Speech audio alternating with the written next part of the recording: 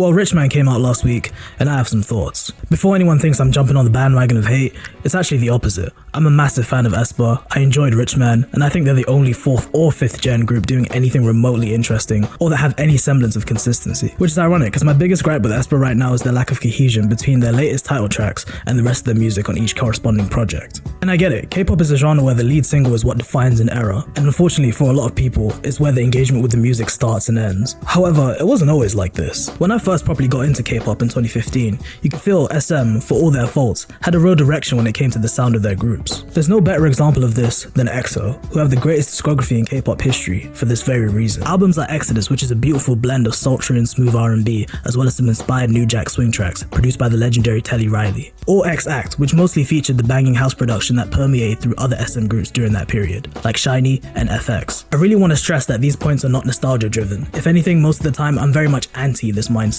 Like, I genuinely believe Aespa has GOAT potential, especially as their contemporaries continue to chase trends and rely more on the sizes of their fan bases. But this potential will be difficult to realize, at least for me, as they're seemingly committed to resigning every song that isn't the title track to a half-baked attempt at whatever genre is thrown at them that week.